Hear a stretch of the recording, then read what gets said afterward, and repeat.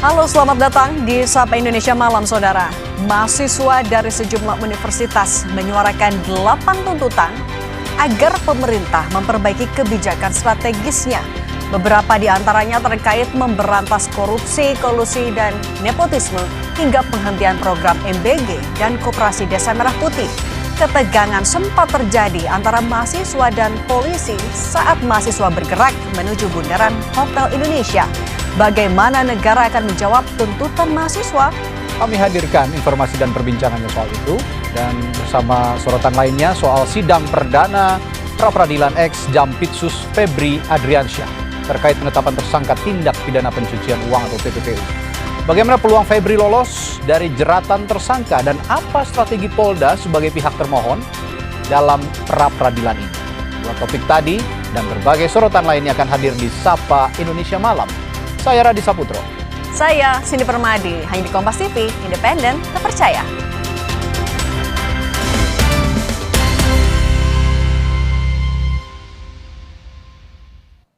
Informasi pertama, Saudara, Kompleks Asrama Polres Mamberamo Tengah, Provinsi Papua Pegunungan terbakar. Api diduga berasal dari korsleting stop kontak.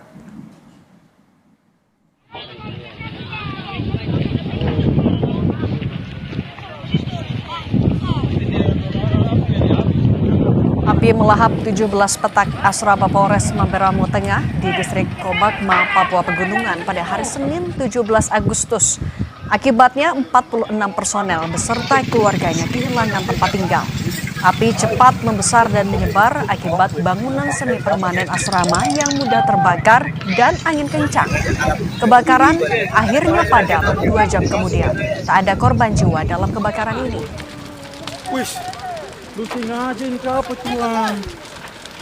Stop kontak yang bertumpuk menimbulkan percikan api karena memang terletak menempel pada gorden rumah, sehingga akibat dari percikan menimbulkan kebakaran pada gorden yang terus merambat pada dinding rumah yang terbuat dari kayu.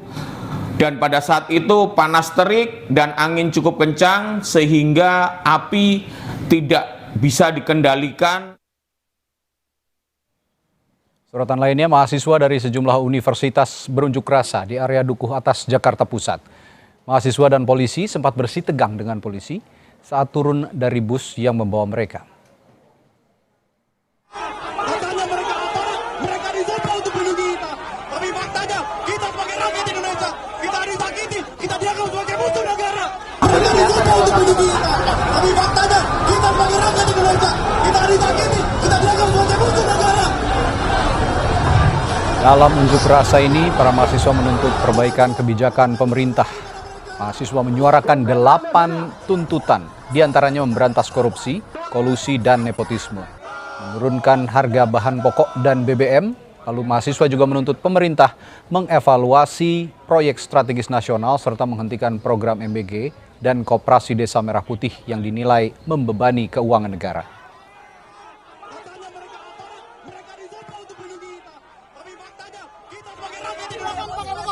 Polri boleh pakai mokok, kita tidak. Silakan pakai mokok, kita kawal ke tempatnya. Tempatnya, yuk ke Silang Selatan Monas. Sama-sama kita ke sana. Saya kawal masuk ke sana, mundur. Awalnya mahasiswa ingin berunjuk rasa di area Bundaran Hotel Indonesia, namun polisi mencegah langkah mahasiswa sehingga menyebabkan perdebatan. Menurut polisi, aksi mahasiswa akan mengganggu aktivitas warga di sepanjang Jalan Tamrin dan Sudirman. Perdebatan semakin sengit saat mahasiswa mempertanyakan alasan polisi melarang menggunakan mobil komando.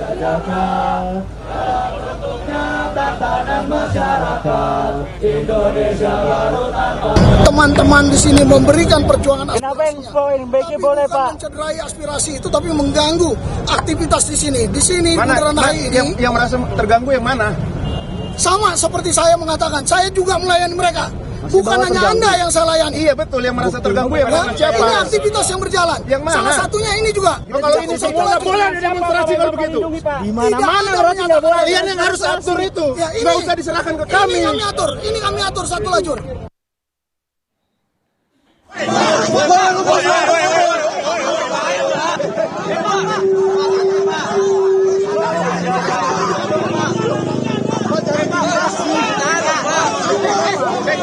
Sementara itu sempat terjadi aksi saling dorong mahasiswa dan petugas polisi yang berada di sekitar mobil komando yang biasa digunakan untuk orasi.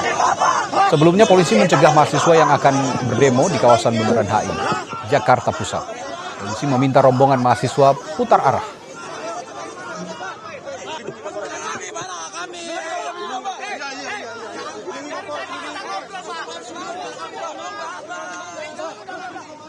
Sana kawan-kawan seperjuangan kita mengambil represi. Pemerintah pun merespons demo 8 tuntutan mahasiswa yang berlangsung di kawasan Sudirman.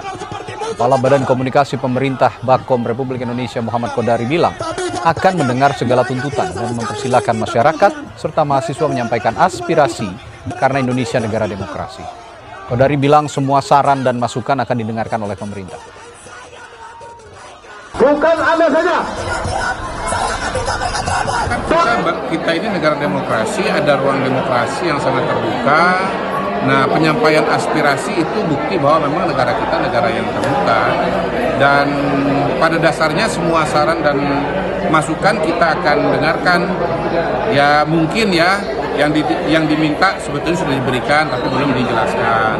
Mungkin juga yang dipersoalkan sudah dikerjakan tapi belum sempurna dan perlu penataan. Tetapi ada juga hal-hal yang memang merupakan batas atau wewenang atau mandat dari presiden terpilih.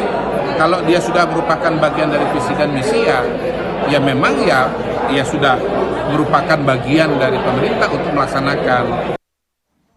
Sebelumnya, Polda Metro Jaya menangkap 21 orang diduga akan berbaur dengan mahasiswa untuk memantik kericuhan. Polisi memastikan mereka bukan mahasiswa. Polisi mengungkap 21 orang itu membawa berbagai barang berbahaya, salah satunya bom Molotov. Polisi masih menyelidiki sasaran utama dari mereka yang berencana memicu kerusuhan saat unjuk rasa mahasiswa.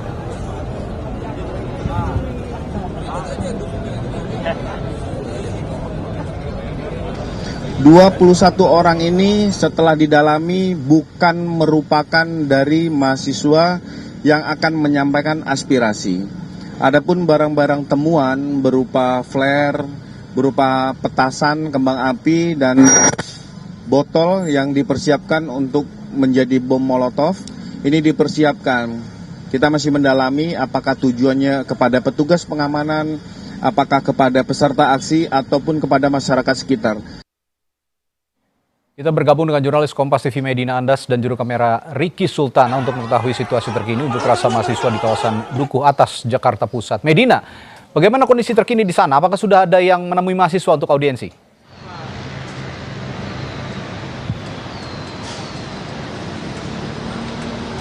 Ya betul Radhi dan juga saudara, kalau kami lihat dan kami pantau sejak pukul 14 waktu Indonesia Barat hingga saat ini memang massa masih memadati Jalan Jenderal Sudirman, tepatnya di kawasan sekitar Dukuh Atas. Mereka ini tertahan dikarenakan seharusnya pergerakan mereka dari Dukuh Atas ini adalah melakukan aksi demo atau penyampaian pendapat atau unjuk rasa ini di Bundaran HI. Namun mereka ditahan oleh sejumlah aparat kepolisian sehingga pergerakan mereka tertahan di Dukuh Atas.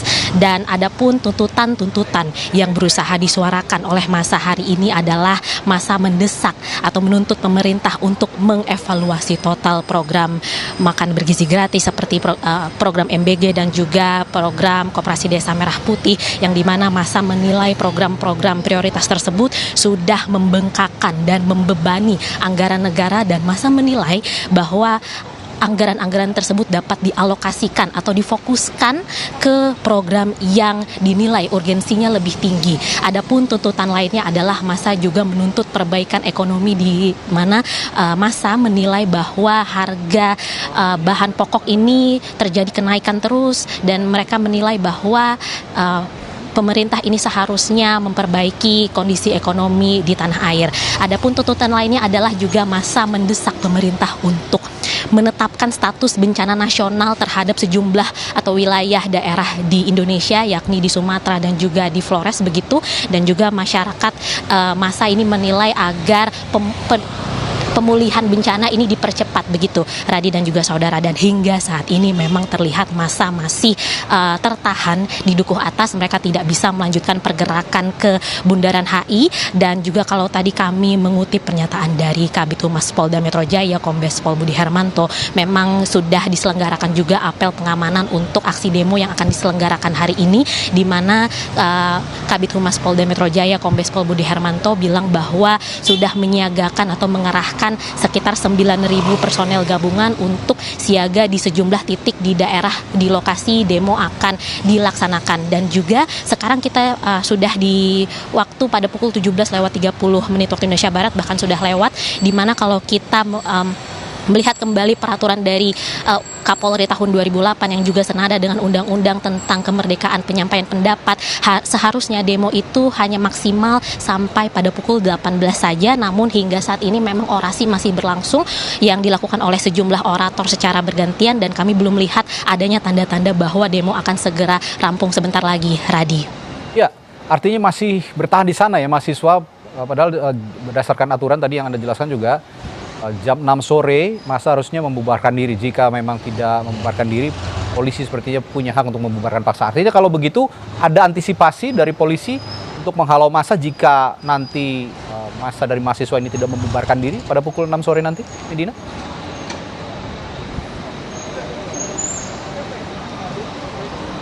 Ya, Radi dan juga saudara, hingga saat ini kami masih menunggu apakah nantinya akan ada aksi lanjutan dari pihak kepolisian apabila massa masih juga belum selesai melakukan aksi penyampaian pendapat atau unjuk rasa atau demo di Dukuh Atas saat ini, dikarenakan memang kita sebentar lagi akan melewati pukul 18, namun hingga saat ini belum terlihat adanya tanda-tanda bahwa aksi penyampaian pendapat ini akan rampung sebentar lagi, Radi dan juga saudara, sehingga kami masih menunggu apakah nantinya akan ada langkah lanjutan dari aparat kepolisian, apakah nantinya akan ada pembubaran paksa atau langkah-langkah lainnya, dan tentu akan kami kawal terus dan akan kami laporkan kembali, Radi. Kalau saya lihat dari visual yang ada saat ini, memang polisi sudah berjaga di beberapa titik, dan sepertinya itu adalah langkah antisipasi jika memang nanti massa masih bersikukuh untuk melakukan aksi lebih dari pukul 18. Terima kasih Medina Andas, nanti kita akan perbarui lagi informasi dari sana. Medina Andas dan juru kamera Riki Sultan melaporkan langsung dari kawasan Jalan Sudirman, Jakarta. Kita beralih ke informasi lain. Direktorat Bea dan Cukai Kementerian Keuangan kembali menggagalkan ekspor emas ilegal di Bandara Soekarno-Hatta Kamis lalu. Sebanyak 22,317 kg emas disita dari 2 orang warga negara Tiongkok. Direktur Jenderal Bea Cukai Kementerian Keuangan Jaka Budi Utama mengatakan penyelundupan emas dilakukan oleh 2 warga negara Tiongkok tanpa dokumen kepabeanan di Terminal 3 Bandara Soekarno-Hatta. Kedua pelaku disinyalir memiliki pola pergerakan yang mencurigakan terkait dengan jaringan yang sebelumnya telah ditangkap. Dalam pemeriksaan kedua warga negara Tiongkok, petugas menemukan emas batangan.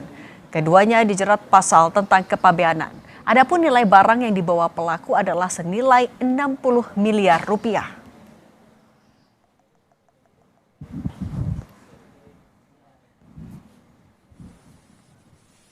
Ya, upaya penyelundupan kembali dilakukan oleh 2 warga negara asing, yaitu warga negara China dengan total berat sebesar 22 kg emas batangan tanpa dokumen kepabeanan di Terminal 3. Jadi kalau fikskan bahwa total jumlah berat sebesar 22,317 kg atau dengan nilai barang sebesar 60 miliar. Sebelumnya, Bareskrim menangkap 2 warga negara asing penyelundup emas ilegal di sebuah apartemen di kawasan Sunter, Jakarta Utara. Polisi menggeledah 2 unit kamar dari 2 tower apartemen yang berbeda dan menemukan sejumlah barang bukti. Barang bukti yang ditemukan berupa berangkas berisi emas batangan seberat 2,5 kg, residu hasil pengolahan emas seberat kurang lebih 18 kg, uang tunai 1,1 miliar rupiah, laptop, handphone, dan paspor milik 2 pelaku. Polisi bilang dalam 1 hari pelaku menyelundupkan 30 kg emas yang berasal dari penambangan emas ilegal ke Dubai. Sebelum diselundupkan, Emas itu diolah menjadi emas batangan di salah satu kamar unit apartemen. Modus pengiriman emas batangan dilakukan dengan menyimpan emas di dalam pakaian dalam yang sudah dimodifikasi dan selanjutnya dikirim ke negara Dubai.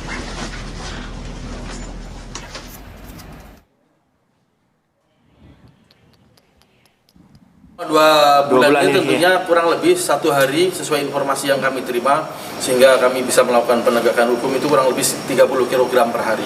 Bisa dibayangkan 30 kg itu kali 30 hari kurang lebih 1 ton. Kalau 1 gram itu harganya 2,6, hampir 3 triliun yang diselundupkan ke luar negeri. Tim SAR gabungan masih terus menyisir reruntuhan bangunan mencari korban gempa magnitudo 7,7 yang mengguncang NTT pada Sabtu lalu. Kami hadirkan informasinya sesaat lagi di Sapa Indonesia Malam.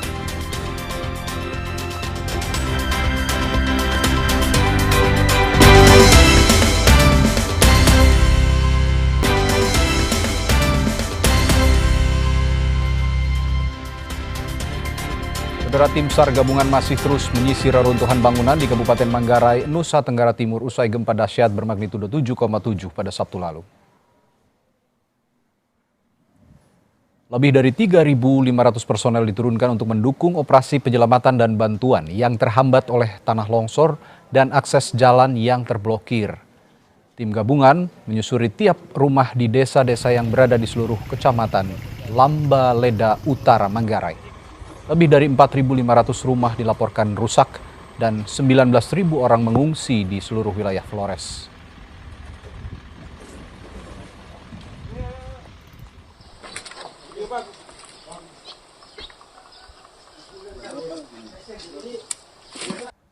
Desa pesisir utara di Kabupaten Nagekeo, yakni Desa Marapokot, ditinggalkan masyarakat pasca gempa. Warga mengungsi ke tempat aman. BMKG sempat memberikan peringatan dini tsunami di kawasan ini sehingga kini warga serentak meninggalkan lokasi rumah mereka dan mencari pengungsian di area yang lebih tinggi. Desa Marapokot, Kecamatan Aesesa, hanya berjarak 30 km dari pusat gempa yang berada di timur laut Kabupaten Nagekeo.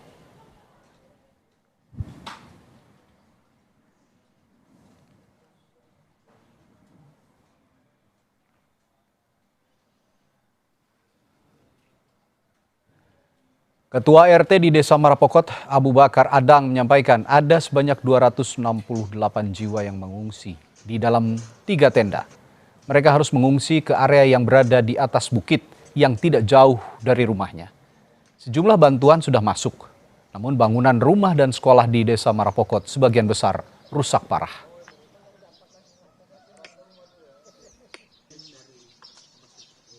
Total tenda yang dibantu oleh Batalion Bakangan Mere sejumlah 3 tenda dan jumlah warga ada 268 jiwa. Kalau bantuan sudah kami dapatkan dari pemerintah setempat dan kemudian kebutuhan pokok kami adalah yang pertama air bersih, kemudian yang kedua ini kebutuhan ini MCK. Kemudian dengan kebutuhan sembako. Sekarang ini sudah hari yang keempat. Hari yang keempat kami bertahan di tenda.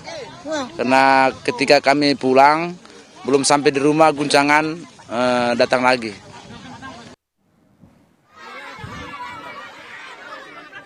Kapolri Jenderal Listio Sigit Prabowo bersama rombongan mengunjungi lokasi pengungsian korban gempa di Reok, Kabupaten Manggarai, Nusa Tenggara Timur. Kunjungan ini untuk memastikan penanganan korban serta kebutuhan pengungsi terpenuhi, baik itu logistik, pelayanan kesehatan, hingga proses evakuasi. Kapolri bilang, pasca mendengar adanya musibah gempa menghantam NTT, Polri langsung mengerahkan personel untuk melakukan evakuasi dan penanganan. Untuk memperkuat penanganan di lapangan, Polri telah mengerahkan 236 personel ke wilayah NTT dan menyiapkan pesawat untuk mendukung penanganan bencana. 236 personel yang kami berangkatkan ke Polda NTT ini atau ke wilayah NTT dan dengan tugas mulai dari evakuasi, kemudian melaksanakan pelayanan kesehatan, termasuk juga kegiatan-kegiatan trauma healing. Kemudian juga kami menyiapkan beberapa alat pengangkut udara, baik mulai dari pesawat kasa, jet, dan juga helikopter, sehingga ini juga bisa digunakan untuk membantu melaksanakan evakuasi sekaligus mengirimkan logistik. Pasca gempa magnitudo 7,7 Sabtu lalu, gempa susulan masih terjadi di wilayah NTT. Warga Maumere sempat berlarian keluar rumah saat gempa susulan terjadi.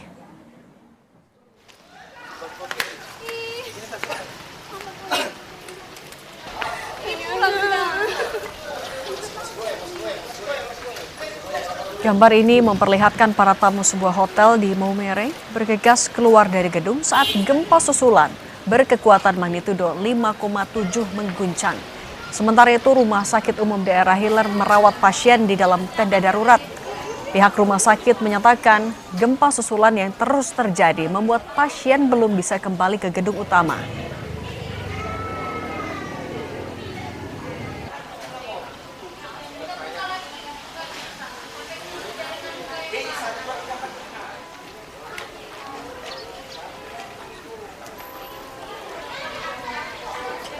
Sejauh ini kendala yang kami hadapi mungkin struktur bangunan, Pak. Struktur bangunannya ini kami masih perlu asesmen dari Dinas PU. Sambil menunggu itu pasien masih kami rawat di halaman dulu, di tenda. Ratusan warga yang mengungsi akibat gempa magnitudo 7,7 Sabtu lalu kini tinggal di tempat penampungan sementara. Sejumlah warga korban gempa menempati tenda-tenda di Reok Manggarai. Salah satu warga menceritakan rumahnya runtuh akibat gempa. Ia bersyukur bisa menyelamatkan anak-anaknya saat dinding rumahnya mulai ambruk. Tenda pengungsian kini menjadi rumah sementara bersama anak-anaknya. Sementara bantuan juga sudah mulai mengalir.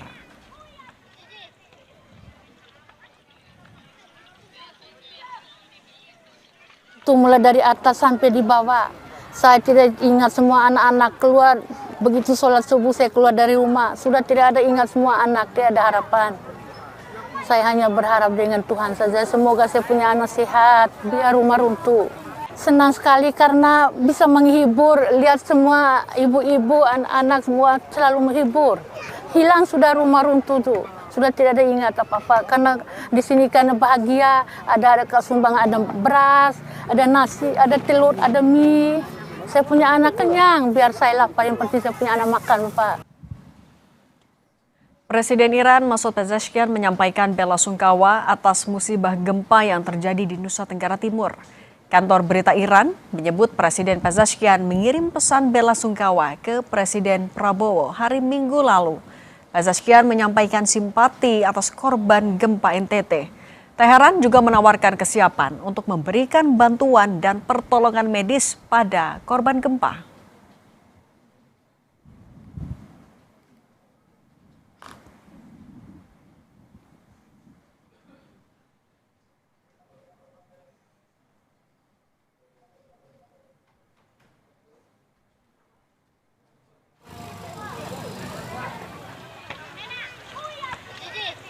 Penanganan pasca gempa di NTT masih dilakukan dengan prioritas utama adalah mencari korban yang diduga masih tertimbun. Sementara bantuan berupa logistik terus dialirkan kepada masyarakat yang terdampak di area-area pengungsian.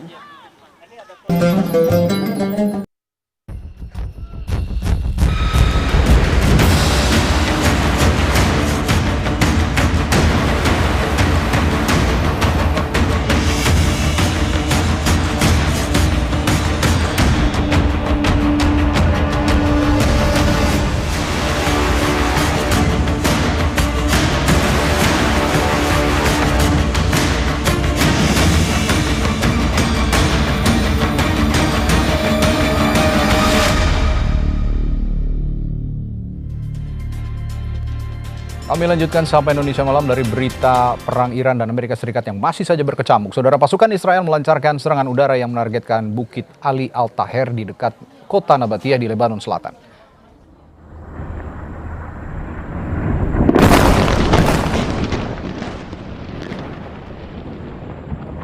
Rekaman video menunjukkan hantaman serangan di lereng bukit dengan kilatan ledakan dan suara dengung yang berputar di area sekitarnya.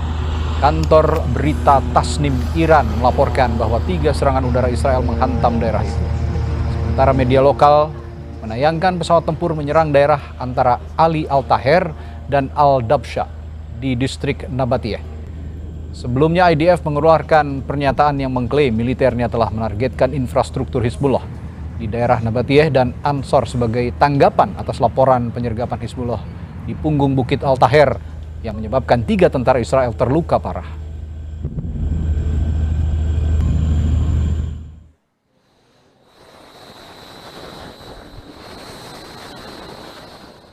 Presiden Amerika Serikat Donald Trump mengatakan Oman tidak memiliki itikat baik terkait proses atau progres kebijakan pembukaan Selat Hormuz. Donald Trump menyebut Oman telah menghalang-halangi Iran dalam pembukaan Selat Hormuz. Menjawab pertanyaan wartawan di Gedung Putih, Trump mengancam mereka akan mengebom Oman habis-habisan. Menurut Trump, sangat mudah menghabisi Oman.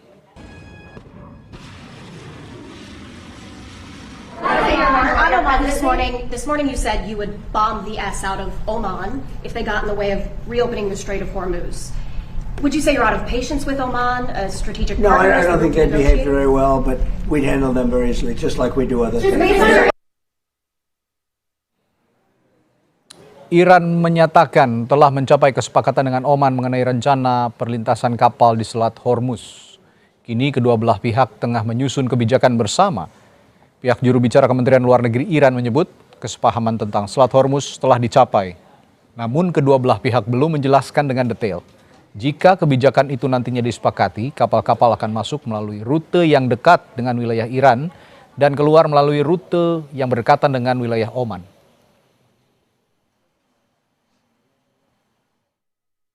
تردد در موردش تفاهم شده ولی خب ما قرار بود و قرار هست که تفاهم رو در قالب یک بسته نهایی بکنیم نقشه به علاوه بیانیه مشترک.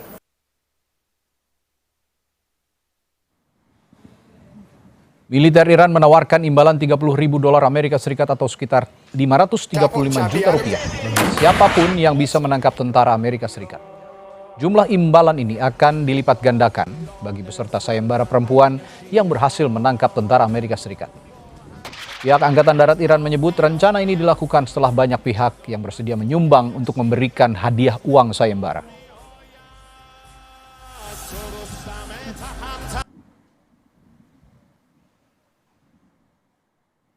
Saudara tetap bersama kami di Sapa Indonesia Malam. Kami akan memperbaharui informasi terkait demo mahasiswa dari kawasan Dukuh Atas Jakarta Pusat sesaat lagi.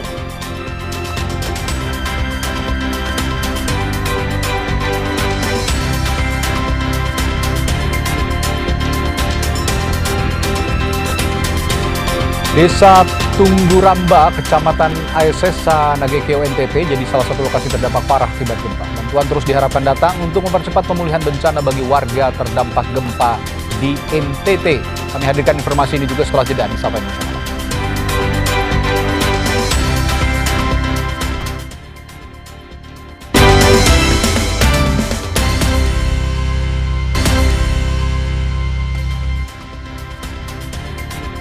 Saudara, mahasiswa dari sejumlah universitas berunjuk rasa di area Dukuh Atas Jakarta Pusat. Mahasiswa dan polisi sempat bersih tegang saat turun dari bus yang membawa mereka. Katanya mereka aparat, mereka disumpah untuk melindungi kita. Tapi faktanya, kita sebagai rakyat Indonesia, kita disakiti, kita dianggap sebagai musuh negara. Dalam unjuk rasa ini, para mahasiswa menuntut perbaikan kebijakan pemerintah. Mahasiswa menyuarakan 8 tuntutan, diantaranya memberantas korupsi, kolusi, dan nepotisme, menurunkan harga bahan pokok dan BBM. Mahasiswa juga menuntut pemerintah mengevaluasi proyek strategis nasional dan menghentikan program MBG dan Koperasi Desa Merah Putih yang dinilai membebani keuangan negara. Dan dari awal kita sudah mengatakan bahwa kita ingin aksi dengan damai sebetulnya. Kita ingin aksi dengan kondusif karena itu adalah kepentingan kita juga. Kita ditunggu keluarga kita juga di rumah, orang tua kita gitu kan. Jadi keinginan kita memang kita juga aksi dengan kondusif dan sampai selesai sih. Tuntutannya apa aja? Tuntutannya sebetulnya ada 8 dan di antara 8 itu ada banyak sekali hal penting meliputi bencana yang ada di Flores juga, itu juga menjadi tuntutan kita. Kemudian tuntutan sebelumnya yang masih kita bawa lagi yaitu tentang MBG dan Kopdes, kemudian juga tentang militerisasi dan juga intervensi aparat gitu ya pada kehidupan masyarakat sipil. Dan sebetulnya dari ke-8 tuntutan itu benang merahnya satu, bahwa kita merasa negara itu semakin kuat dan masyarakat rakyat itu semakin lemah. Kita sapa jurnalis Kompas TV Medina Andas dan juru kamera Ricky Sultana untuk mengetahui situasi terkini unjuk rasa mahasiswa di kawasan Duku Atas Jakarta Pusat. Medina, sesuai aturan kan aksi unjuk rasa ini berakhir pada pukul 18 karena sudah 8 menit setelah pukul 6. Bagaimana kondisi di sana? Apakah mahasiswa masih bertahan?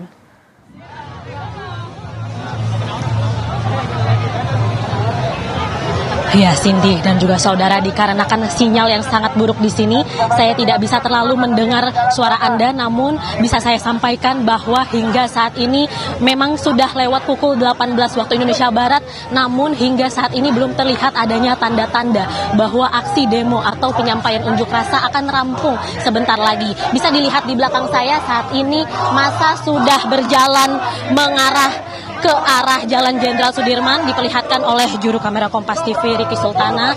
Memang belum terlihat adanya tanda-tanda bahwa aparat akan melakukan pembubaran paksa, namun terlihat ini sejumlah massa atau mahasiswa ini sudah berjalan putar balik ke arah Sudirman, Cindy dan juga saudara.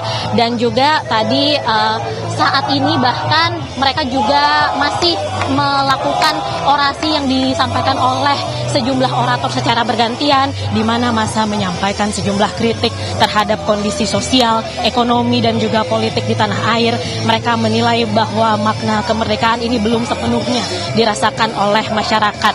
Dan dalam orasinya juga mereka menyampaikan kritik terhadap sejumlah kebijakan pemerintah. Mereka juga menyorot persoalan ekonomi, ketenaga kerjaan, harga kebutuhan pokok, dan juga persoalan hukum dan juga demokrasi. Dan tadi juga kalau kami sempat mendengar orasinya, para orator menyebut bahwa Indonesia ini memang telah merdeka secara formal sejak 81 tahun lalu. Namun menurut mereka, menurut massa, menurut para mahasiswa, masih ada berbagai persoalan yang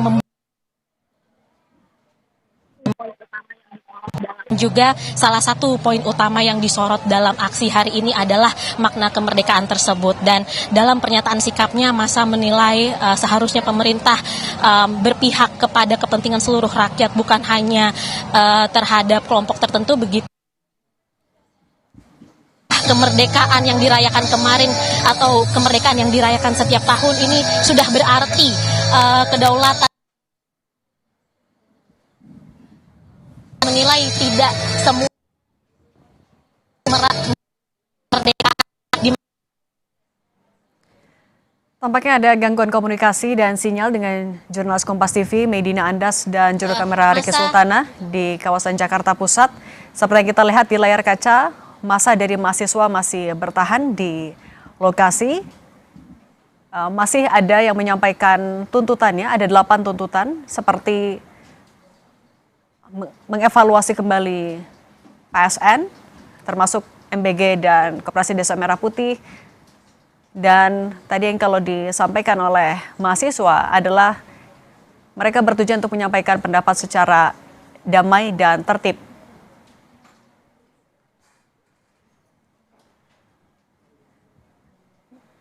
Massa mahasiswa menyampaikan 8 tuntutan. Tadi salah satunya adalah mengevaluasi PSN, kemudian demilitarisasi, dan yang saat ini Anda saksikan di layar kaca adalah kawasan Sudirman, tepatnya itu yang mengarah ke area Duku Atas Jakarta Pusat. Di jalur sebelah kiri tampaknya arus lalu lintas cukup padat, mengingat ini juga memang bertepatan dengan jam pulang kantor. Sementara di jalan atau lajur sebelahnya, ini adalah lokasi mahasiswa masih berupaya menyampaikan pendapatnya. Tapi kalau pernyataan jurnalis Kompas TV di lapangan tadi, massa mahasiswa sudah mulai bergerak dan putar balik.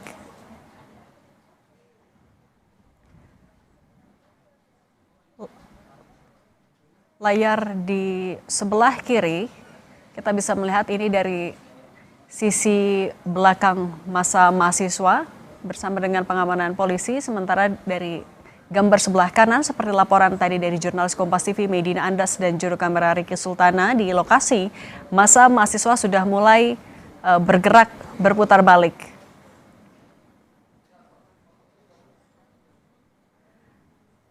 Aksi unjuk rasa dilakukan oleh mahasiswa dari berbagai universitas. Aksi unjuk rasa dilakukan sejak siang hari tadi.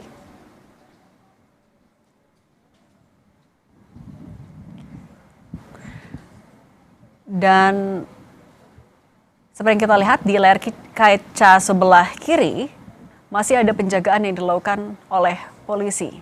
Titik awal yang direncanakan oleh mahasiswa menjadi titik kumpul untuk aksi unjuk rasa adalah di Bundaran Hotel Indonesia.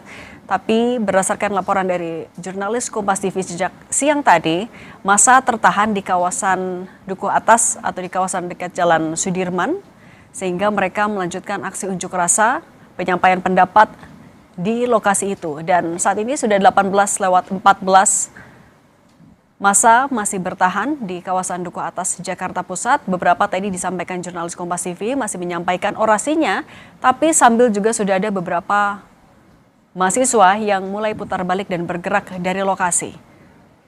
Pengamanan masih dilakukan juga oleh polisi menjaga ketertiban jalannya penyampaian aksi unjuk rasa.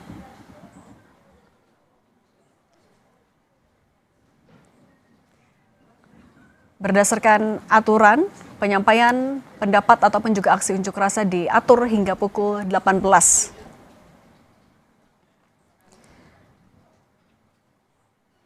Delapan poin tuntutan yang dibawa oleh mahasiswa termasuk BEM Universitas Indonesia. Yang pertama adalah hentikan penjajahan negara atas rakyat sendiri. Kedua, hentikan korupsi, kolusi, dan nepotisme atau KKN. Lalu wujudkan reforma agraria sejati, turunkan harga kebutuhan pokok dan BBM, evaluasi total PSN, serta hentikan MBG dan KDMP, hentikan pemusatan kekuasaan, pemangkasan transfer ke daerah dan kembalikan otonomi daerah, tetapkan status bencana nasional untuk daerah Sumatera dan Flores, serta percepatan pemulihan wilayah terdampak bencana. Dan yang ke-8 adalah hentikan represivitas dan intervensi TNI Polri dalam ruang sipil, serta bubarkan YON-TP.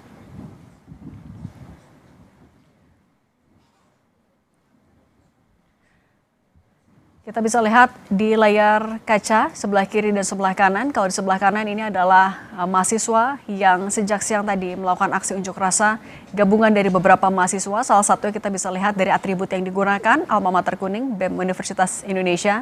Dan sebelah kiri adalah pengamanan yang dilakukan oleh polisi selama jalannya aksi unjuk rasa di kawasan Dukuh Atas Jakarta Pusat.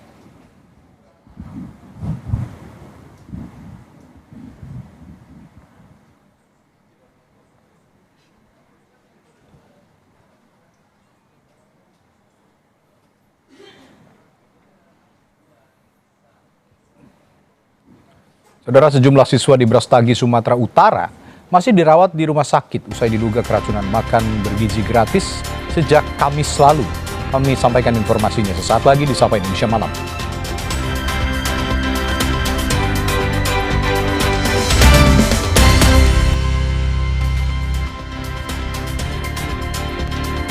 Sapa Indonesia Malam, kami lanjutkan. Saya Cindy Permadi. Saudara, pengawasan dan pemantauan terus dilakukan tim Badan Gizi Nasional, Koordinator Wilayah Karo, pasca kejadian keracunan MBG yang terjadi pada Kamis lalu. Korwil BGN juga memastikan sanksi telah diterapkan. Korwil BGN menjelaskan surat suspend SPPG telah diberikan per tanggal 14 Agustus, yakni 1 hari usai kejadian dugaan keracunan di 2 sekolah, yaitu SMA Negeri 1 Brastagi dan SMK Yayasan Bersama Brastagi. Surat pencopotan Kepala SPPG beserta staf SPPG Brastagi Sempajaya juga sudah diserahkan. Saat ini BGN masih mengumpulkan hasil laboratorium dari sejumlah instansi, baik Dinas Kesehatan, BPOM, hingga Lab4 Polda untuk nantinya diumumkan terkait penyebab keracunan terhadap 367 anak. Sementara itu sejumlah anak yang sebelumnya mendapat perawatan di rumah sakit, kini kondisinya sudah membaik. Sebagian dari mereka bahkan ada yang diizinkan pulang. Kita bersama Korcam Kecamatan Kabanjahe, khususnya di daerah Kabanjahe, sementara kita kunjungi SPPG untuk menguatkan SOP terhadap pola SPPG di Kabupaten Karo. Jadi kita kunjungi, kita tanyakan terkait kendala atau efek apa yang terjadi saat ini, dan kita anjurkan ke rekan-rekan kita agar meningkatkan SOP dalam kinerja dan pengawasan lebih ekstra ke setiap sektor-sektor ada di SPPG. Kalau terkait SPPG Sempajaya itu per tanggal 14 Agustus 2026 itu sudah dikeluarkan untuk surat suspend untuk SPPG-nya.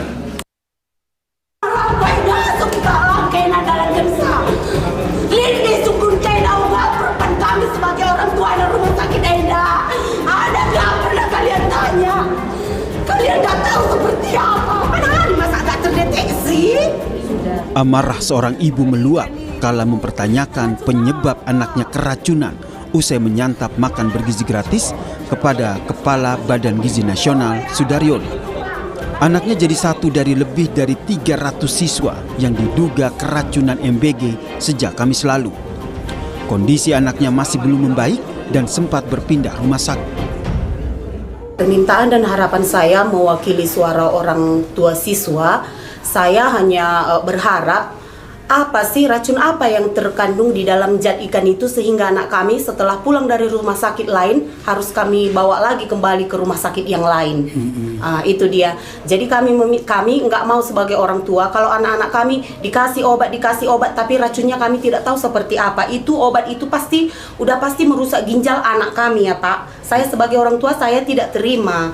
Jadi permintaan saya dan harapan saya paling besar itu Pak. Kalau bisa secepatnya lah diumumkan racun apa yang terdeteksi di dalam ikan dan sayur yang dimakan oleh anak-anak kami.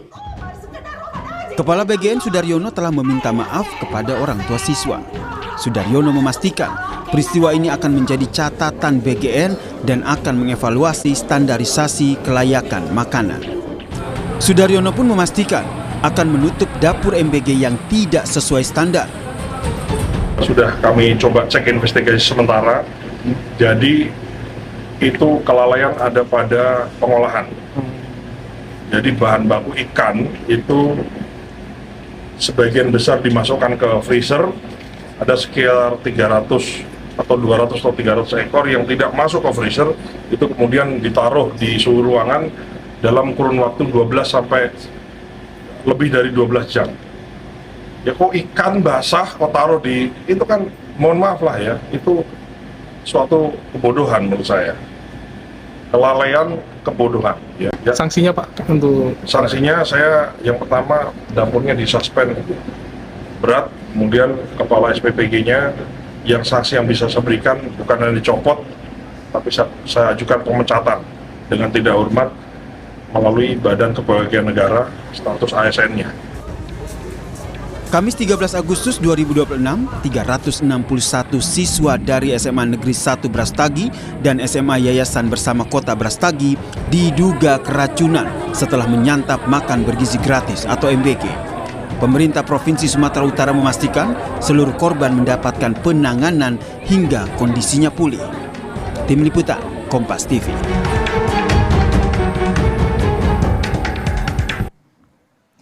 Peristiwa siswa keracunan usai santap MBG kembali terjadi dan sejumlah siswa di Brastagi masih dirawat di rumah sakit.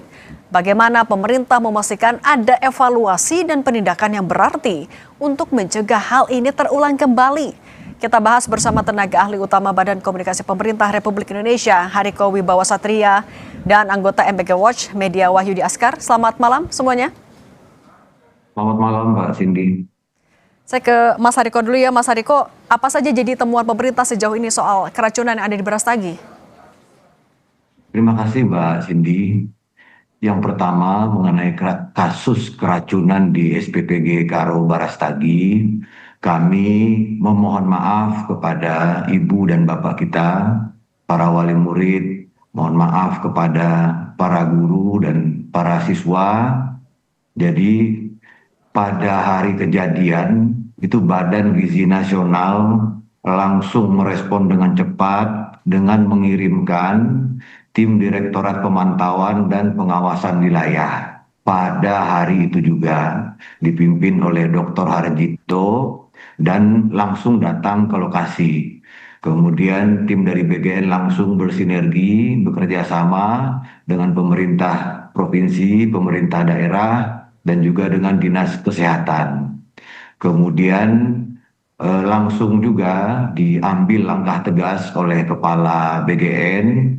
Jadi SPPG Barastagi sudah disuspend, kemudian Kepala Dapur atau Kepala SPPG-nya sudah diusulkan untuk dipecat. Sekali lagi kami memohon maaf kepada Ibu dan Bapak, para wali murid, para guru, dan utamanya para siswa dan seluruh masyarakat.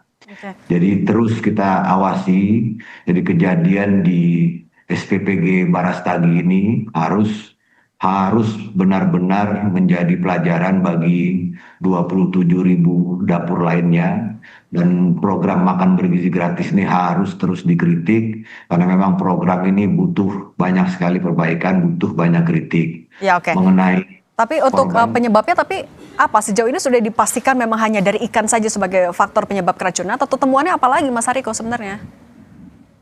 Ya, kalau tadi berbincang kami dengan Dr. Harjito, memang ada bakteri yang positif, dan itu kalau kita baca di peraturan SOP-nya, juknis dari pelaksanaan program makan bergizi gratis ini, itu ada di halaman 99, itu memang disebutkan di situ, pengolahan bahan makanan dilaksanakan oleh SPPG dengan perlengkapan yang bersih, yang higienis.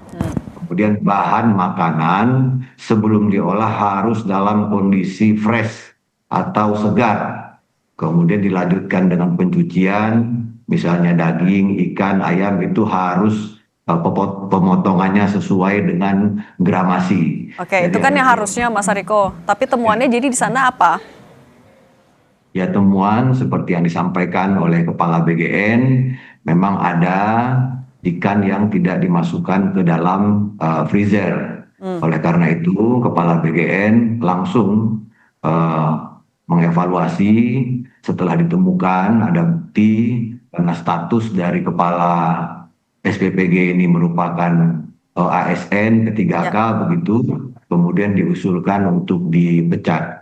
Kami sekali lagi terima kasih atas evaluasi dari seluruh masyarakat, kritik dan sarannya, dan memang ini sangat dibutuhkan untuk perbaikan program kita ini. Oke, kalau Mas Media dari MBG Watch punya catatan atau temuan juga kah soal kasus keracunan di Barastagi? Ya Mbak, pertama prinsip memohon maaf itu kalau tidak diulangi lagi. Tapi per hari ini itu setidaknya 42.000 orang sudah keracunan.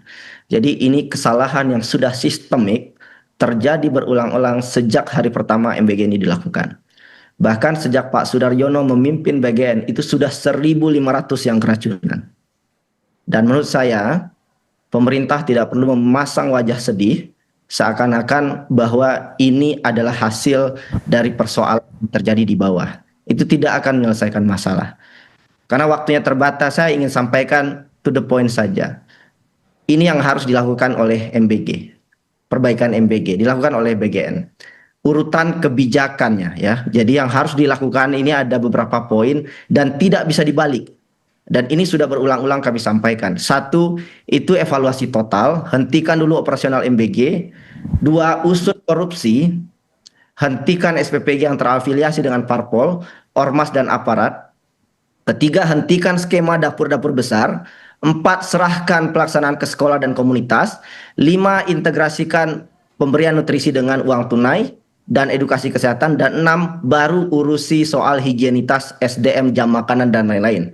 Yang dilakukan oleh Pak Sudaryono itu terbalik. bahkan hanya nomor 6. Dimulai dari nomor 6, marah-marah ke dapur, mencat-mencatin pegawai, ngatur jam pembagian makanan, dan sekarang dapur disuspend. Itu tidak akan menyelesaikan masalah. Makanya urutkan dengan baik perbaikan MBG ini dari awal. Dan ini sudah berulang-ulang kami sampaikan. Nah sekarang masalahnya, publik dibuat percaya seakan-akan masalahnya itu adalah di dapur, di daerah, atau nomor 6. Itu bukan masalah terbesarnya. Masalah terbesar jadi akar masalahnya adalah program yang sentralistik, inefisien, dan kita tahu ya, ada bukti di korupsi. Wasit ikut bermain. Ayolah, ini masalah tidak akan selesai kalau masih dikelola oleh dapur-dapur besar. Bayangkan kalau ini dikelola oleh masyarakat. Masyarakat tahu cara memasak. Tidak mungkin ada yang keracunan sampai 42.000 kasus. Kalau masyarakat dikelola, selesai itu barang. Tapi ini kan tidak. Yang terjadi adalah blame shifting. Bahwa yang disalahkan adalah pegawai, pengelola dapur, yang salah adalah petugas, dipecat dan begitu saja. Seakan-akan yang salah adalah yang ada di lapangan. Padahal persoalannya adalah kebijakan MBG ini yang sangat tersentralisasi. Jadi ketika dapurnya berganti, pertanyaan saya, berubah tidak strukturnya? Tidak. Keracunan pasti akan terjadi kalau skemanya masih sentralistik seperti ini. Siapa yang memiliki dapur, siapa yang mendapatkan kontrak, karena sudah ada konflik kepentingan, kualitas layanan sudah pasti akan baik, Mbak.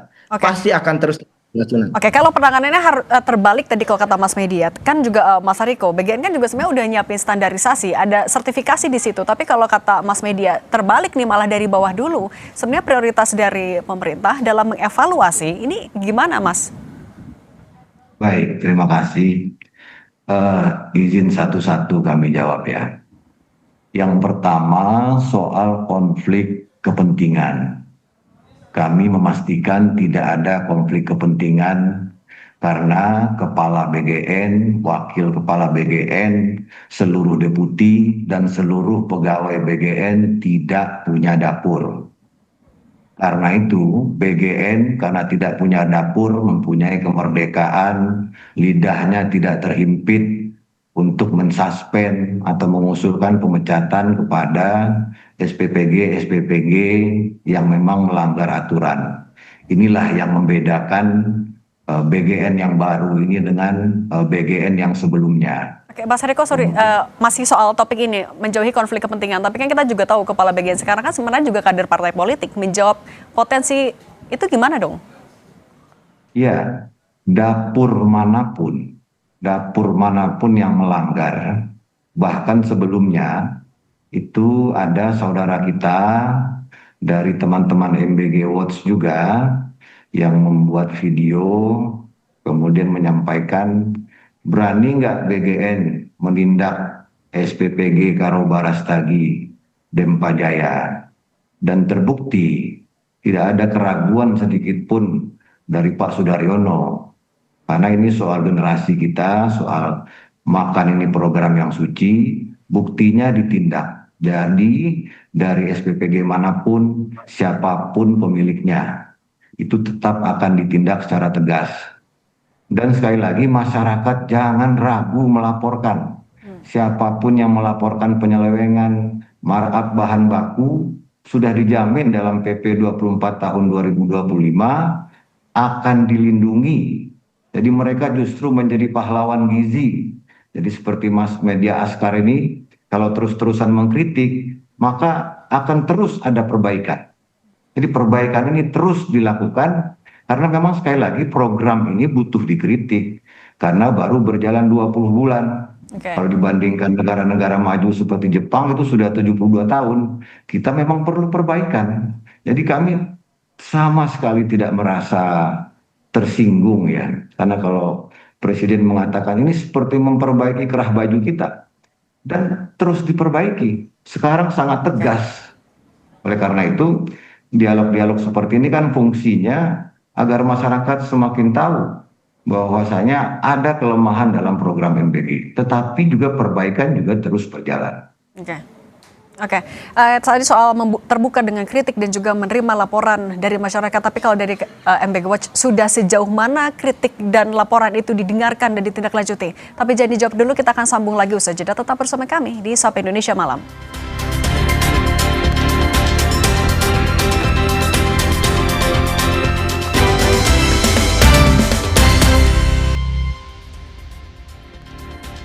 Kita lanjutkan lagi dialognya, Mas Media. Singkat saja dulu, sebenarnya sejauh mana kalau MBG Watch melihat pemerintah sudah mendengarkan kritik maupun laporan dari masyarakat? Saya bingung menjawabnya seperti apa ya, karena kalau kritik sudah sejak sebelum MBG ini dilakukan sudah kami sampaikan. Tapi praktis sekarang sudah hampir 2 tahun kita masih berdiskusi masalah yang sama. Jadi memang tidak mendengar saja gitu ya. Dan ya kita berhadapan dengan kondisi orang yang keracunan. Dan kalau saya lihat tadi videonya, ibu-ibu marah ya karena anaknya bertaruh nyawa ya. Jadi ini bukan persoalan sederhana.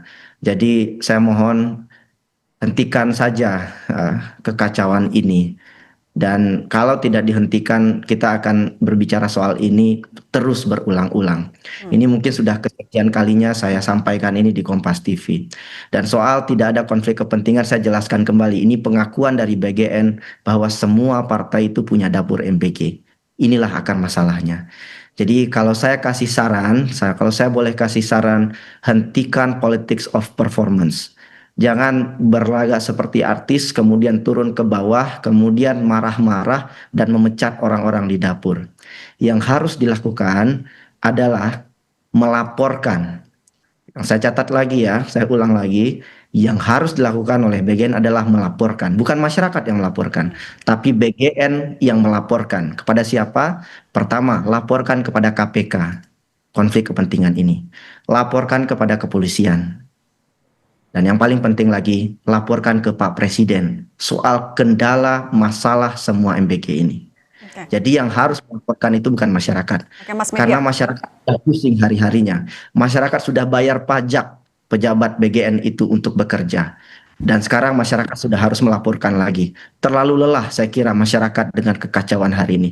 Jadi yang diinginkan oleh masyarakat hari ini, audit independen, kontrak dibuka, vendornya siapa, konflik kepentingan ini diselesaikan. Dan kemudian metode yang sentralistik ini dikelola, diganti dengan desentralisasi. Dikelola oleh sekolah, dikelola oleh komunitas. Kalau sekolah, kalau komunitas yang masak, nggak akan ada yang keracunan. Mas Media, kalau misalnya solusinya adalah ada test kit dulu, itu sebenarnya sudah cukup jadi solusi belum? Ini test kit apa lagi ya? Saya juga bingung test kit ini untuk apa? Ini proyek lagi.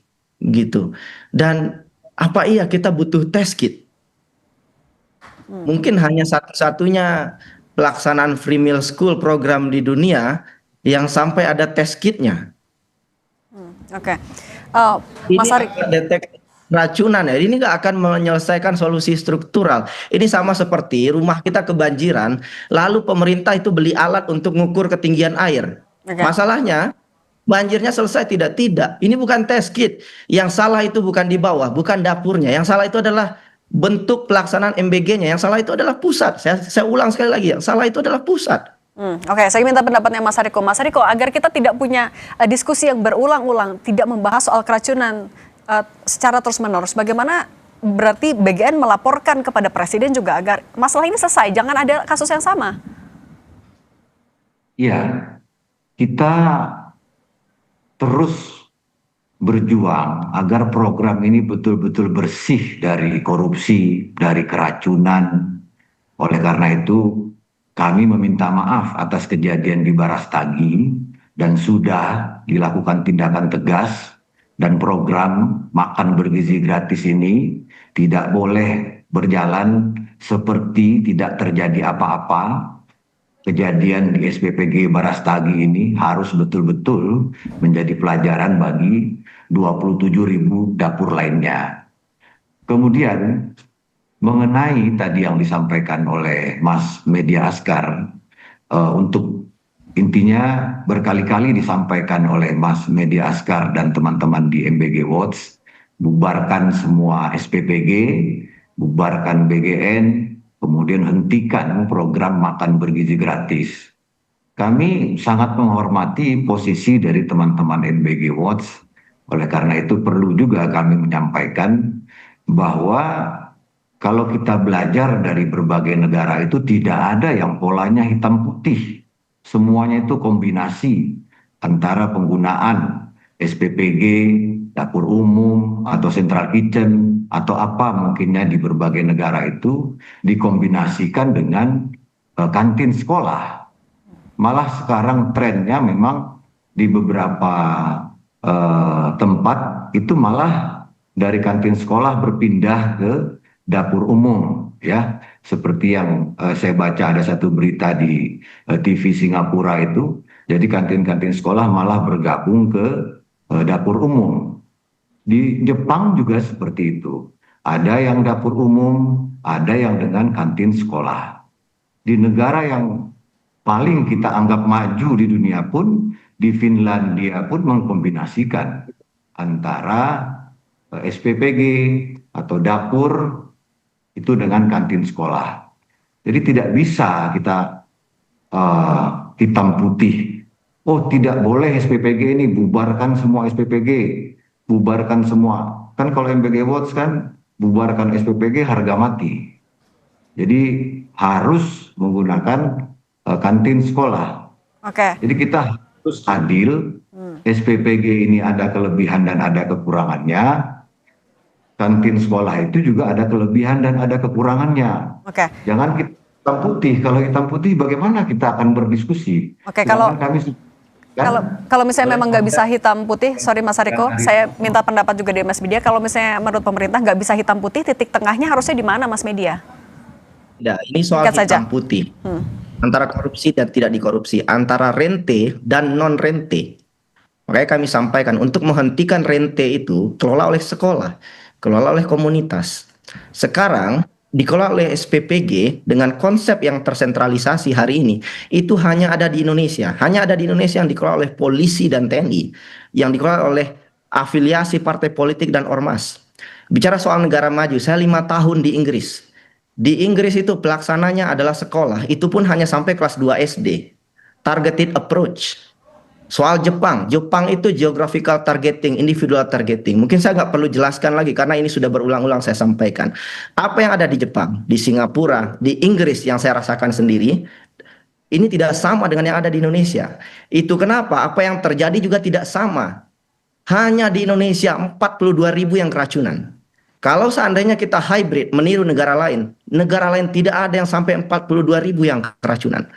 Ayolah, saya mungkin ingin tutup dengan refleksi sederhana saja. Karena kalau marah ya, mungkin saya belum ada apa-apanya dibandingkan orang tua yang keracunan. Coba bayangkan jadi orang tua, pagi berangkat sekolah, kemudian khawatir anaknya keracunan. Bagi yang keracunan sudah teridentifikasi dan masuk rumah sakit, bayangkan khawatirnya orang tua. Bayangkan ini hanya terjadi di Indonesia, anak dan orang tua itu khawatir berangkat sekolah. Maka perbaikan yang kami sampaikan, apakah MBG Watch ada solusi? Kami sampaikan solusinya dari awal. Jadi jangan disampaikan bahwa kami tidak ada solusinya, hanya yang penting bubarkan. Tidak. Ya, kami minta hentikan dulu, tata kelola ulang, dan kemudian perbaiki semuanya terdesentralisasi hingga ke daerah, komunitas, dan sekolah. Itu ya bisa jalan keluar. Karena yang paling tahu soal makannya itu adalah orang tua, puskesmas, dan sekolah. Sekarang di dapur besar itu, begitu Mbak. Bisa artinya disepakati, artinya memang perlu ada evaluasi dari tata kelola dan juga perbaikan. Mas Hariko, Mas Media, singkat saja.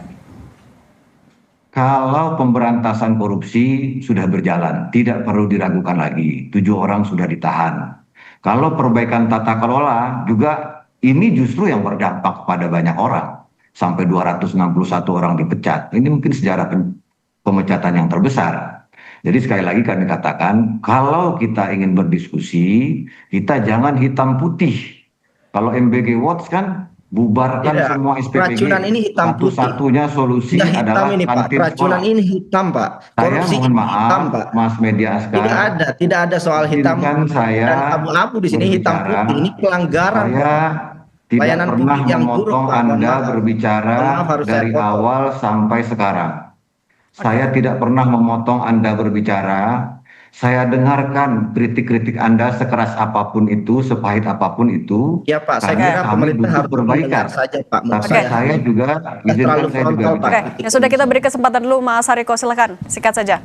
Ya, kami tidak pernah menganggap ya orang-orang yang mengkritik ini sebagai orang yang katakanlah anti pemerintah atau segala macam. Makanya selalu kami itu ada catatan-catatan termasuk dari teman-teman MBG Watch.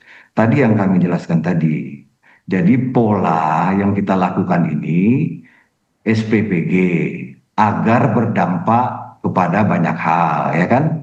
Berdampak kepada petani, berdampak kepada nelayan, berdampak kepada pekebun dan lain sebagainya. Kemudian untuk wilayah-wilayah yang memang jauh dari jangkauan SPPG, polanya bisa menggunakan kantin sekolah. Kita nggak ada masalah bermimpi. Bermimpi itu tidak dilarang karena hari tak selamanya malam juga. Tapi ketika kita mengatakan kalau dengan konsep seperti ini mustahil terjadi seperti ini. Kalau dengan konsep seperti ini mustahil terjadi seperti ini, seperti yang disampaikan oleh Mas Medi Askar itu. Kami juga membaca banyak literatur, artinya apa yang terjadi di Indonesia ini juga dialami 70 tahun yang lalu. Ya, baik. Di banyak negara. Baik, Mas Hariko. Jadi kita saling belajar. Sekali lagi kami terima kasih sama teman-teman Media Watch, sama teman-teman Kompas, kapanpun kami siap bersilaturahmi darat untuk belajar dari teman-teman. Oke, baik. Mas Hariko Wibowo Satria, tenaga ahli utama Bakom RI, dan Mas Media Wahyudi Askar dari MBG Watch. Terima kasih sudah berbagi bersama kami. Saya selalu. Pak Sudaryono ya Pak, mohon disampaikan saja masukan saya. Ya, mudah-mudahan tidak ada lagi yang keracunan. Amin. Dan diperbaiki. Amin. Terima kasih semuanya. Kami akan kembali dengan informasi Pengadilan Negeri Jakarta Selatan menggelar sidang pra-peradilan ex-Jampitsus Febri Adriansyah untuk keluar dari status tersangka kasus dugaan korupsi TPPU. Kita bahas usai jeda.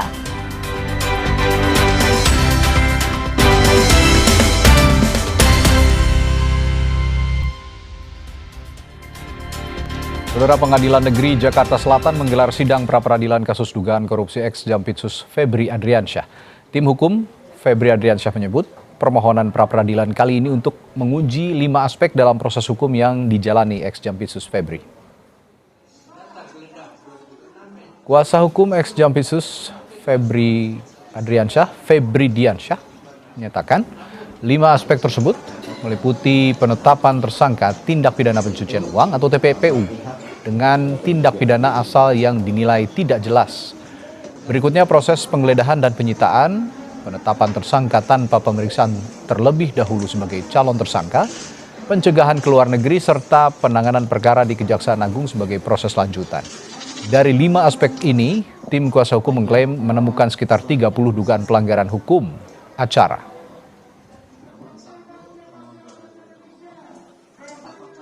Jadi dari 5 aspek tersebut kami mengidentifikasi ada indikasi 30 pelanggaran hukum acara dan prinsip-prinsip due process of law. Nah, 30 inilah tentu yang akan diuji lebih lanjut. Pra-peradilan ini adalah pelaksanaan hak dari seseorang. Siapapun punya hak, tidak memandang jabatannya, tidak memandang status sosialnya, itu adalah hak semua orang. Jadi pra-peradilan ini adalah bagian dari proses hukum agar kita bisa meluruskan kalau ada yang tidak lurus dalam proses hukum ini. Pra-peradilan ini bukanlah cara untuk menghindari proses hukum. Tim penyidik Kejaksaan Agung atau Tim 9 memeriksa 8 saksi dan 1 ahli dalam perkara dugaan tindak pidana pencucian uang TPPU dalam kasus ex-Jampitsus Febri Adriansyah. 7 orang saksi yang diperiksa berasal dari pihak swasta, 1 saksi dari pihak perbankan. Pemeriksaan ini merupakan bagian dari upaya penyidik untuk memperoleh alat bukti, memperjelas konstruksi perkara, serta menelusuri aset yang diduga berasal dari hasil tindak pidana.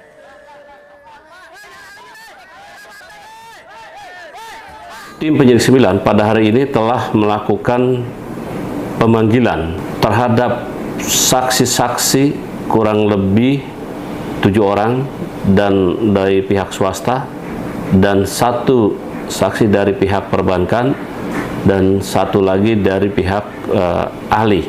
Mereka, saksi-saksi ini terjadwal untuk dilakukan pemeriksaan pada hari ini dalam kasus TPPU dan yang tindak pidana asalnya tindak pidana korupsi atas nama tersangka FA dan kawan-kawan.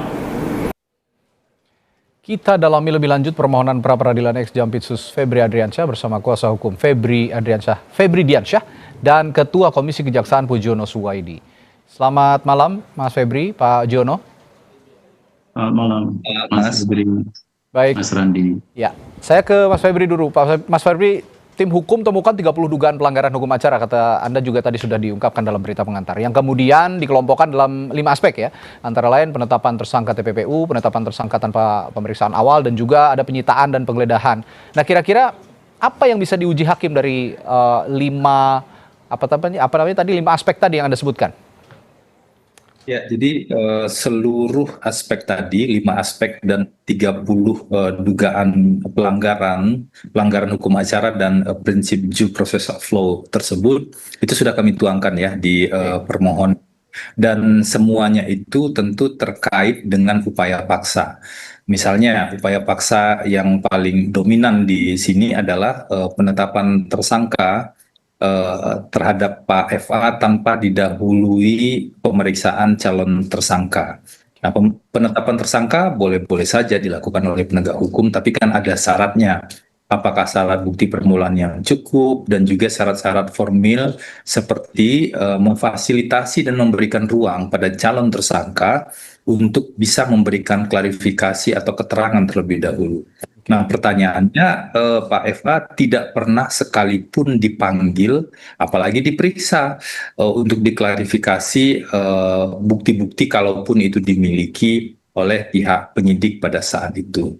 Yang kedua, masih terkait dengan penetapan tersangka ini, kami menemukan surat perintah penyidikannya itu diduga melanggar Undang-Undang Pencucian Uang. Tepatnya adalah melanggar penjelasan pasal 74 Undang-Undang Nomor 8 Tahun 2010.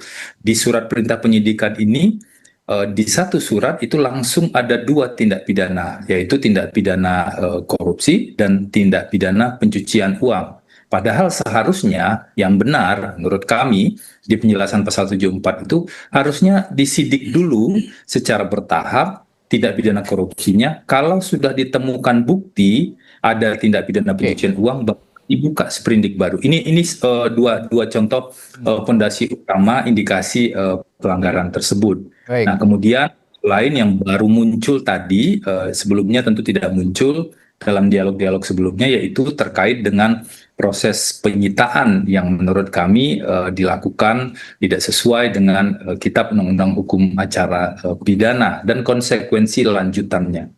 Oke, baik. Saya ke Pak Jono. Pak Jono, disebut tadi seperti yang disebutkan Mas Febri, ada 30 pelanggaran hukum acara katanya.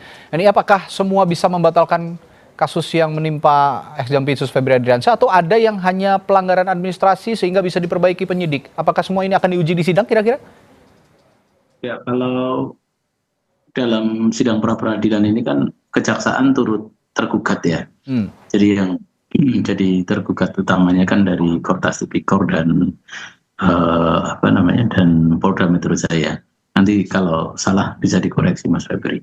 Nah, cuman menurut saya juga penyidik juga punya alasan, sehingga nanti kan tinggal besok kita dengar saja dari jawaban-jawaban dari tergugat, baik itu Kortas Tipikor, Polda Metro Jaya maupun Kejaksaan Agung. Kan besok tinggal nanti kan hakim akan memutus seperti apa 6 hari ke depan.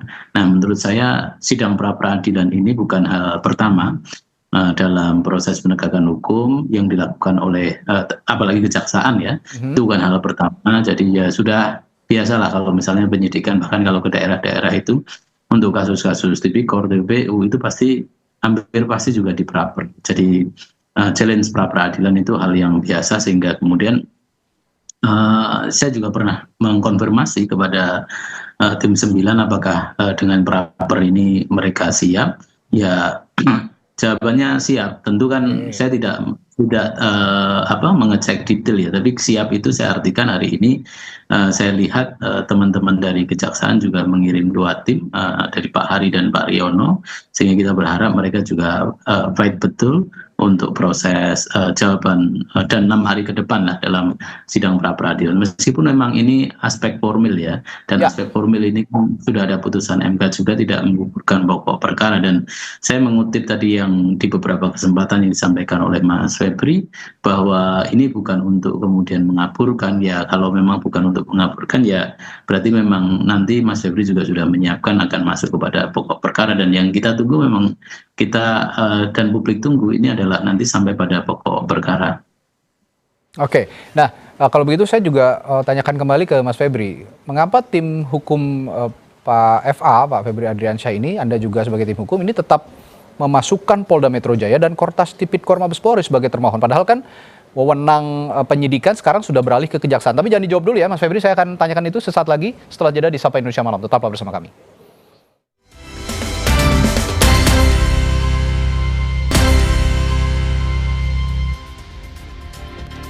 Perbincangan kami lanjutkan dengan Febri Diansyah sebagai tim kuasa hukum dari ex-Jampitsus Febri Adriansyah.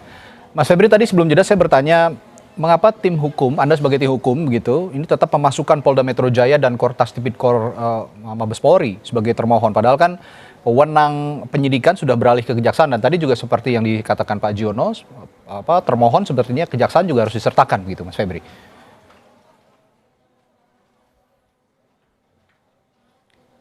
Mas Frebis, mohon maaf, masih di mute sepertinya? Oke, Oke, jadi baik. tadi benar informasinya bahwa ada 2 pra-peradilan, satu pra-peradilan 134 yang mulai sidangnya hari ini. Kemudian ada pra-peradilan 135, baru dimulai persidangannya besok. Nah, awalnya di tim itu cenderung mengajukan pra-peradilan hanya untuk kejaksaan. Jadi benar seperti itu. Awalnya demikian. Tetapi setelah kami berdiskusi cukup panjang, ada masukan dari ahli, ada satu pendapat yang menurut kami relevan dan kuat argumentasinya, bahwa proses hukum yang dilakukan di kejaksaan ini tidak mungkin bisa dipisahkan dari proses hukum yang berjalan sebelumnya di Polri. Kenapa? Karena ada beberapa langkah yang signifikan yang dilakukan di tahap awal, yang kemudian langkah-langkah itu digunakan pada proses hukum yang dilakukan oleh kejaksaan. Contohnya sederhana begini. Pada tahap proses penyidikan di Polri, ada penetapan tersangka terhadap Pak FA, seperti yang saya jelaskan tadi. Tapi pada tahap Polri juga ada proses penggeledahan. Dari penggeledahan itu kan ada penyitaan sejumlah dokumen, sejumlah aset dan barang-barang. Nah, hasil penggeledahan itulah yang kemudian menjadi bukti yang diperoleh dan digunakan oleh kejaksaan dalam proses hukum saat ini. Sehingga tidak ada dasar rasionalnya kalau pra-peradilan hanya ditujukan pada kejaksaan, sementara persoalan hukum yang terjadi menurut tim juga terjadi sejak awal pada proses penggeledahan, pada proses penyitaan sebagai turunannya, dan juga pada proses pencegahan ke luar negeri. Karena itulah kami kemudian merumuskannya menjadi 2 pra-peradilan. Nah, tapi kami menghargai sekali ya, bahkan kami mengapresiasi di persidangan pertama tadi, itu para termohonnya dari Polri ataupun turut termohon dari kejaksaan itu hadir dalam persidangan pertama. Ini bagus sekali menurut kami. Kami meletakkan ini sebagai itikat baik kita bersama untuk menguji dari 2 point of view atau 3 point of view seperti itu terkait dengan proses hukum yang berjalan di kepolisian ataupun di kejaksaan. Ini karena kita menghormati marwah peradilan, makanya kita bawa persoalan ini ke ranah peradilan. Tentu saja ranahnya adalah ranah formal, makanya kami menyampaikan ada indikasi 30 indikasi pelanggaran hukum acara dan atau prinsip due process of law. Kita tahu betul proses penegakan hukum yang benar, proses penegakan hukum yang baik tidak boleh dilakukan dengan cara melanggar hukum. Karena itulah mari kita koreksi, mari kita perbaiki bersama-sama melalui forum pra-peradilan ini. Kita uji dulu. Kalau memang ada yang ya diperbaiki, kalau tidak ada ya bisa jalan terus begitu. Oke, kalau begitu Pak Jono, jika hakim kabulkan gugatan, apa konsekuensinya sebenarnya? Status tersangka dicabut, atau apakah penyidik bisa mengambil langkah hukum baru, atau bagaimana? Bagaimana juga nasib barang yang disita langsung dikembalikan ke Febri atau bagaimana? Ya, makanya kan kita tunggu ya. Jadi kalau kuasa hukum kan tentu mencari celah ya, mencari celah sekecil apapun baik dari aspek formil maupun aspek formil. Dalam penegakan hukum itu kan sebenarnya yang ingin ditegakkan itu kan aspek materialnya. Nah, cuman kan caranya pakai aspek formil. Nah, yang diuji sekarang kuasa hukum ini kan caranya itu. Nah, cara ini yang ingin ditegakkan kan. Nah, oleh karena itu kan ini kan masih proses. Kita juga tidak ingin mempengaruhi keyakinan dan apa yang akan diputus hakim. Kita tunggu saja. Tapi yang jelas bahwa itu hak yang dimiliki oleh kuasa hukum untuk mencari celah-celah baik aspek formil yang saat ini sedang diuji dan kejaksaan sebagai termohon turut termohon ya. Nah, ini tentu sudah siap. Tinggal kan ada dua ya. Pertama adalah kalau kemudian hari ini kan apa yang dilakukan, aspek cara-cara yang dilakukan oleh kepolisian, apakah kemudian nanti permohonan itu dikabulkan apa tidak. Nah, ya kita harapnya kan tentu proses berlanjut ya ke pokok perkara. Nah, kalaupun toh kemudian itu dikabulkan, ya saya mending tidak usah berandai-andai. Kalau berandai-andai kita, kan publik itu kan bertanya-tanya sekarang misalnya, terkait barang yang disita. Barang yang disita itu milik siapa, punya siapa misalnya. Kan itu bisa dibuktikan, dicari kepemilikannya kan melalui uji materialnya. Jadi aspek material yang kemudian kita bisa uji, bukan di aspek formilnya. Ya memang aspek formil itu bagian dari hak yang dimiliki oleh tersangka, tapi ketika kemudian untuk menunjukkan ini milik siapa, ini kan tentu ujinya kan nanti di pokok perkara.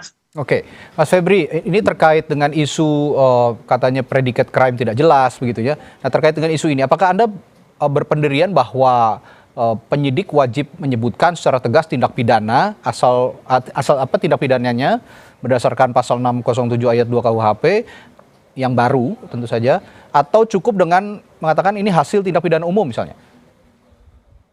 Jadi ada 25 ya predikat crime di Undang-Undang Pencucian Uang atau sekarang di pasal 607 ayat 2. 25 plus 1. Yang satu ini yang ancaman pidananya di atas 4 tahun. Ya. Kalau tidak jelas, maka tentu saja tidak bisa diproses. Itu jelas sekali di putusan Mahkamah Konstitusi, di putusan Mahkamah Agung, clear sekali dikatakan predikat crime itu harus jelas. Pencucian uang itu adalah follow up crime. Tidak mungkin ada follow up crime kalau tidak ada tindak pidana asalnya. Nah, persoalannya apakah tindak pidana asalnya itu bisa disebut, misalnya disebut korupsi begitu ya, tapi gelondongan saja. Nah, tentu juga tidak bisa. Kenapa? Karena ada banyak putusan Mahkamah Agung yang menegaskan itu betul-betul harus spesifik predikat crime-nya. Benar, predikat crime itu tidak harus menunggu bukti putusan pengadilan dulu, baru kemudian pencucian uang diusut, itu benar, ada pasal 69. Tetapi jika penyidikan pencucian uang dilakukan, wajib ada predikat crime yang jelas. Misalnya soal waktu saja, kapan tindak pidana asal atau korupsi itu dilakukan. Kalau korupsi itu dilakukan 2020, maka hasil tindak pidana setelah 2020 saja yang bisa diproses. Itu ada putusan PK di Mahkamah Agung yang clear sekali dan bahkan mengembalikan barang-barang sebelum 2020. Makanya itu penting, mumpung sejak awal bisa kita koreksi, mari kita koreksi bersama. Baik. Terakhir saya ke Pak Jono, singkat saja Pak. Sebagai Ketua Komisi Kejaksaan, bagaimana memandang tantangan yang dihadapi jaksa penyidik begitu ya dalam menghadapi argumentasi hukum yang sepertinya cukup teknis seperti yang diuraikan juga oleh Mas Febri tadi, Pak Jono? Ada 3 hal. Pertama adalah kalau kesiapan, kita sudah mengkonfirmasi ya terhadap tim dari yang tadi saya juga sebut di depan, bahwa teman-teman dari tim 9 itu sudah menyiapkan sejak awal pasti akan ada gugatan praper, ada permohonan pra peradilan, dan benar ada permohonan pra peradilan, dan hari ini juga tim dari Kejaksaan sudah mengirimkan meskipun sebagai turut termohon ya. Nah, berikutnya kan nanti yang akan jadi termohon besok ya mungkin ya Mas Febri. Nah, itu juga teman-teman Kejaksaan sudah sangat siap. Itu satu. Yang kedua terkait dengan predikat crime ya, kan ada 2 itu kalau predikat. Nah, yang pertama adalah soal ya Mas Febri juga bisa penafsiran, tapi teman-teman penyidik juga punya penafsiran bahwa sesuai dengan pasal 69 itu kan juga sudah clear. Yang penting kan predikat crime-nya itu tidak harus menunggu selesai, menunggu inkrah di pengadilan. Dan yang ketiga untuk mewujudkan tersangka, menentukan seseorang tersangka itu di KUHP itu pasal 90 kan juga sudah jelas. Memang tidak harus kemudian pertama menunggu predikat krimnya itu inkrah, yang kedua cukup kemudian ada 2 alat bukti. Dan memang cara-cara ini untuk menguji aspek formil itu juga membantu kita sebenarnya apakah benar ketika kemudian teman-teman tim 9 itu menyatakan siap, betul-betul siap apa tidak. Dan kita juga sudah mengirimkan tim mulai hari ini tadi, teman-teman dari Komisi Kejaksaan juga sudah memantau, dan berikutnya selama 6 hari berikutnya itu juga teman-teman di Komisi Kejaksaan akan memantau. Dan kita berharap sekali lagi tanpa kemudian mengurangi hak ya, kita berharap bahwa perkara ini bisa sampai pokok perkara sehingga bisa terang benderang. Oke, baik, terima kasih Ketua Komisi Kejaksaan Pak Pujono Suwadi dan juga Febri Diansyah sebagai kuasa hukum ex Jampitsus Febri Adriansyah telah berbagi pandangannya dan berbincang di Sapa Indonesia Malam. Sekali lagi terima kasih, selamat malam, sampai jumpa lagi Pak Febri, Pak Jono. Ya, Mas Febri. Saudara, 3 pelaku penipuan dengan modus hipnotis lari menghindari amuk massa dan masuk ke kantor polisi. Kami punya informasi ini setelah jeda di Sapa Indonesia Malam. Tetap bersama kami.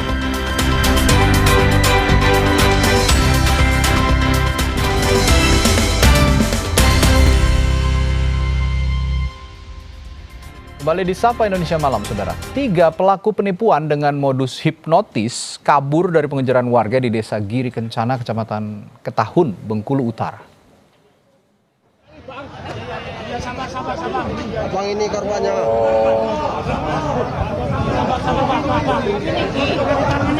Takut dengan amukan massa, ketiga pelaku tersebut lari ke kantor polisi untuk menyelamatkan diri.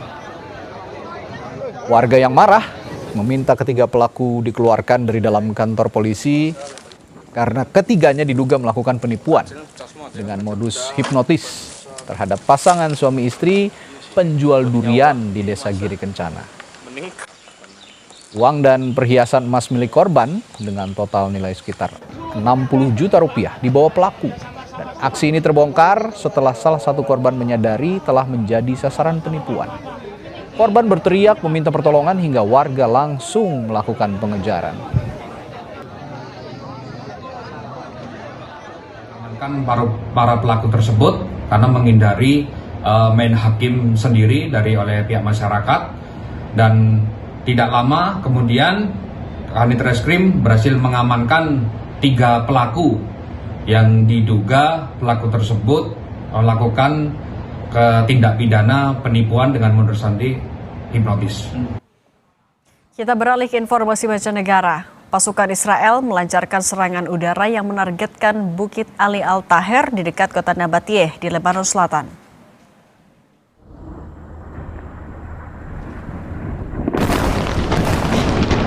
Rekaman video menunjukkan hantaman serangan di lereng bukit dengan kilatan ledakan dan suara dengung yang berputar di area sekitarnya. Kantor berita Tasnim Iran melaporkan 3 serangan udara Israel menghantam daerah itu.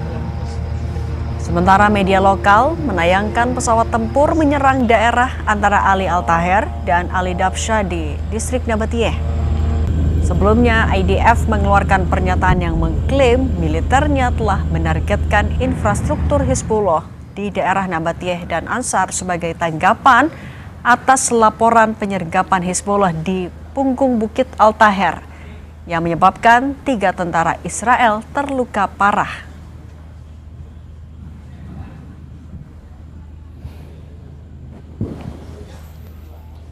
Berita tadi menutup perjumpaan kita di Sapa Indonesia Malam. Terima kasih telah menyaksikan dan perbaharui terus informasi Anda di Kompas TV, serta meminum air mineral dengan kemurnian optimal yang murni pasti sejuknya. Saya Radi Saputro. Saya Cindy Permadi, terima kasih, sampai jumpa.